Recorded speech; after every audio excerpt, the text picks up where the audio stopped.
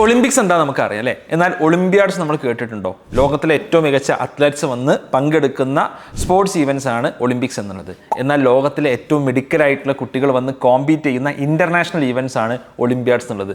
നമ്മുടെ കുട്ടികൾക്ക്, കേരളത്തിലെ കുട്ടികൾക്ക് ഒളിമ്പ്യാഡ്സിന് മത്സരിക്കാൻ പറ്റുമോ? അവർക്ക് അപ്ലൈ ചെയ്ത് തുടങ്ങേണ്ട സമയമായിട്ടുണ്ട്. ഓക്കെ, ഇപ്പോൾ ഒളിമ്പിക്സ് പോലെ തന്നെ ഡിഫറെൻറ്റ് ലെവലിലാണ് നടക്കുന്നത്. ആദ്യം ഒരു നാഷണൽ സ്റ്റാൻഡേർഡ് എക്സാമിനേഷൻ ഉണ്ട്.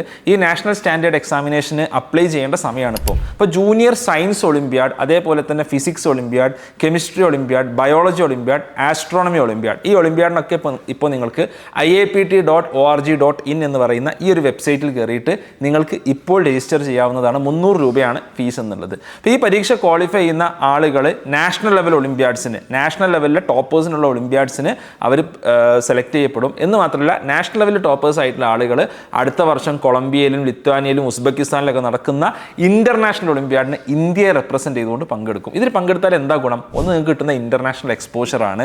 അതോടൊപ്പം തന്നെ നിങ്ങൾക്ക് വ്യത്യസ്തങ്ങളായിട്ടുള്ള യൂണിവേഴ്സിറ്റികളിൽ, ഇന്ത്യയിൽ ഇപ്പോൾ IITs ഒളിമ്പ്യാഡ് വഴി നിങ്ങൾക്ക് നേരെ അഡ്മിഷൻ കിട്ടും, JEE എഴുതണ്ട.